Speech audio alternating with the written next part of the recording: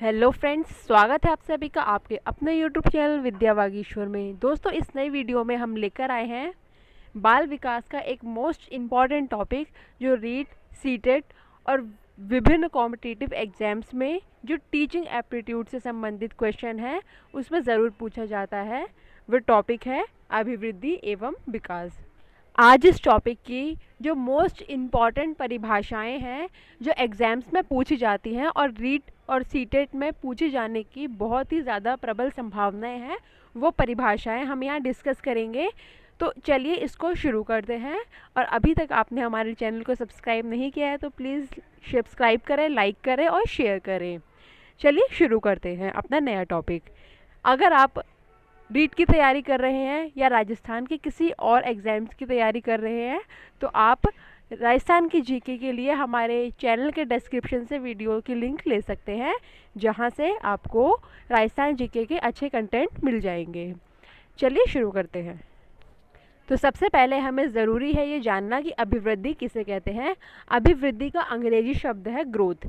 Growth को हालांकि हम लोग विकास का ही पर्याय मान लेते हैं, जबकि वृद्धि और विकास ये दोनों अलग अलग कॉन्सेप्ट्स हैं। मनोविज्ञान इन दोनों शब्दों में विभेद करता है, अर्थात वृद्धि अलग है और विकास अलग है।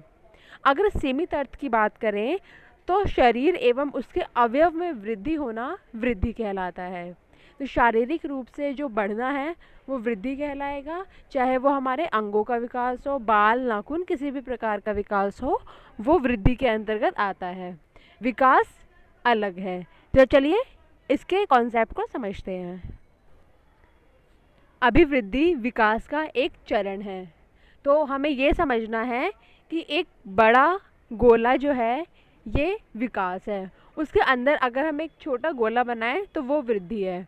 अर्थात हम ये कह सकते हैं कि वृद्धि विकास का ही एक अंग है या उसका एक चरण है। अभिवृद्धि में आकार, लंबाई और वजन आदि में परिवर्तन होता है और इसका मापन संभव होता है। तो ये अभिवृद्धि है जिसका हम मापन कर सकते हैं। हमारे शरीर का आकार, लंबाई, वजन में बढ़ना वृद्धि कहलाता है। चलिए आगे चलते हैं। इसको अच्छे से समझने के लिए कुछ मनोवैज्ञानिकों ने इसकी परिभाषाएं दी है जो इस शब्द को अच्छे से परिभाषित करती हैं और एग्जाम्स में ये पूछी जाती हैं। तो फ्रैंक महोदय ने कहा है, अभिवृद्धि से तात्पर्य कोशिका में होने वाली वृद्धि से होता है, जैसे लंबाई और भार में वृद्धि होती है। तो फ्रैंक शब्द को हम कनेक्ट कर सकते हैं कोशिकाओं से। तो फ्रैंक ने कोशिका से संबंधित कहा है, तो फ्रैंक सेल। इस तरीके से हम इस परिभाषा के मुख्य पद को समझ सकते हैं। अगली परिभाषा है हरलॉक की, जिन्होंने कहा है अभिवृद्धि मात्रात्मक या परिमाणात्मक परिवर्तनों की ओर संकेत है, अर्थात आकार और ढांचे में वृद्धि। तो हरलॉक महोदया कहती हैं कि अभिवृद्धि जो है मतलब वृद्धि जिसको हम माप सकते हैं या जिसका परिमाण किया जा सकता है। तो जो परिवर्तन है वो वृद्धि है। आकार और ढांचे में वृद्धि अभिवृद्धि कहलाती है, ये हरलॉक कहती है। तो हरलॉक से हमें कनेक्ट करने हैं मात्रात्मक और परिमाणात्मक शब्द। तो इन्होंने अपनी परिभाषा में इन दोनों शब्द को महत्वता दी है। अब हम बात करेंगे सोरेनसन की परिभाषा पे। इन्होंने कहा है अभिवृद्धि शब्द का प्रयोग सामान्यतः शरीर और उसके अंगों के भार और आकार में वृद्धि के लिए किया जाता है। इस वृद्धि को मापा या तोला जा सकता है।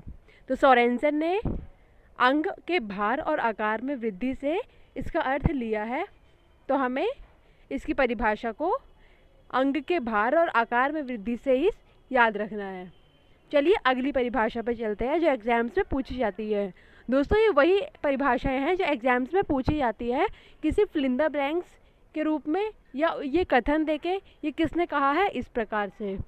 तो इसीलिए हमें इन परिभाषाओं को याद रखना ज़रूरी है और ये टॉपिक हमारा फर्स्ट टॉपिक है, तो इसीलिए एक क्वेश्चन तो यहाँ से पूछा ही जाएगा। ये पूरी यूनिट है अभिवृद्धि और विकास की, तो इसको आप अच्छे से देखिएगा। चलिए आगे चलते हैं।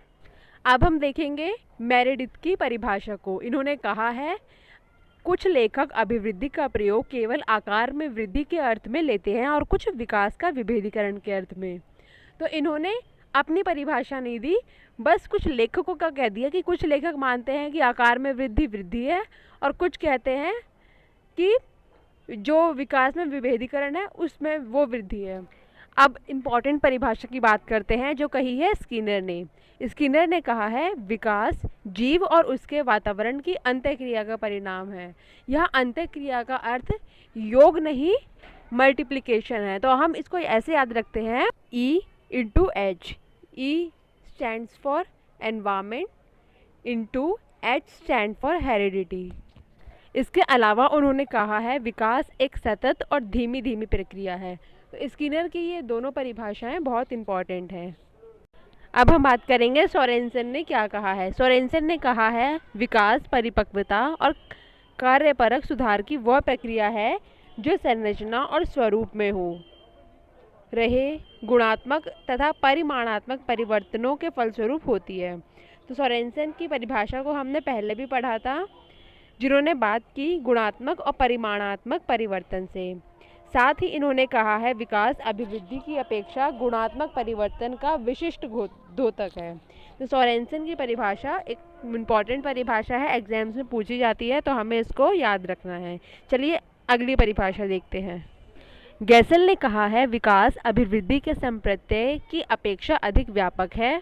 तो इन्होंने कहा है कि विकास एक बड़ी संकल्पना है जो हमने पहले से समझा ही है कि विकास व्यापक है, अभिवृद्धि उसका एक अंग है। इसका अवलोकन, मूल्यांकन एवं कुछ सीमा तक तीनों रूपों शरीर रचना, शरीर क्रिया, विज्ञानात्मक एवं व्यवहारात्मक में मापन किया जा सकता है। व्यवहारात्मक संकेत ही विकास के सर्वाधिक व्यापक परिचायक होते हैं। तो गैसल की परिभाषा एग्जाम में पूछी जाती है।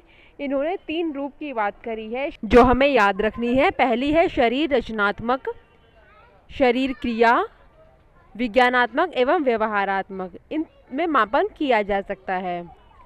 व्यवहारात्मक संकेत ही विकास के सर्वाधिक व्यापक परिचायक होते हैं। तो गैसल की परिभाषा कई बार एग्जाम में पूछी गई है और पूछी जाती है, तो हमें याद रखना है कि इन्होंने विकास को कहा है ये व्यापक है अभिवृद्धि की तुलना में। चलिए अगली परिभाषा देखते हैं। अब हम देखेंगे वेबर की परिभाषा। इन्होंने कहा है किसी प्राणी के पूर्ण जीवन विस्तार में होने वाले परिवर्तनों के क्रम को विकास कहते हैं। तो रेबर की परिभाषा भी पूछी जाती है, तो हमें याद रखना है किसी प्राणी के पूर्ण जीवन विस्तार में होने वाले परिवर्तन विकास कहलाते हैं। तो जीवन भर में होने वाले जो परिवर्तन है उनको रेबर ने विकास कहा है। चलिए अगली परिभाषा देखते हैं। अब हम देखते हैं विकास के संदर्भ में E.B. हरलॉक ने क्या कहा है। इनकी परिभाषा बहुत इंपॉर्टेंट है, एग्जाम्स में पूछी जाती है। इन्होंने कहा है विकास अपेक्षाकृत अभिवृद्धि होने तक सीमित नहीं होता, अपितु ऐसे प्रगतिशील परिवर्तनों में निहित है जिसमें व्यवस्थित रूप से नई नई विशेषता और योग्यता प्रकट होती है। तो हरलॉक की परिभाषा इंपॉर्टेंट है, एक बार दोबारा इसको देखते हैं। इन्होंने कहा अभिवृद्धि होने तक विकास सीमित नहीं है, ये प्रगतिशील परिवर्तन में निहित है। तो प्रगतिशील परिवर्तन हमें याद रखना है, ये हरलॉक ने विकास के संदर्भ में कहा है। चलिए आगे चलते हैं। इस वीडियो की लास्ट परिभाषा देखते हैं। ये गॉर्डन ने कहा है विकास के संदर्भ में। इन्होंने कहा व्यक्ति का विकास एक ऐसी प्रक्रिया है जिसका प्रारंभ जन्म के समय से ही हो जाता है और वह तब तक चलती है जब तक व्यक्ति पूर्णता को प्राप्त नहीं कर लेता। दूसरे शब्द में इसको समझ सकते हैं विकास व्यक्ति के अधिकतम संगठन और एकीकरण की पूर्णता पर की प्रक्रिया है। तो गॉर्डन की परिभाषा इम्पॉर्टेंट है। इन्होंने विकास के संदर्भ में कहा कि ये जब तक चलती है जब तक व्यक्ति पूर्णता को प्राप्त नहीं कर लेता। तो ये हमारी कुछ इम्पॉर्टेंट परिभाषाएं थी जो वृद्धि और विकास से संबंधित विषय से पूछी जाती हैं। इसके बाद हम अभिवृद्धि और विकास के इतिहास को जानने की कोशिश करेंगे और अच्छे से उसको समझेंगे ताकि एग्ज़ाम में हमारा इस टॉपिक से क्वेश्चन गलत ना हो। धन्यवाद। Please like and subscribe. मिलते हैं अगली वीडियो में।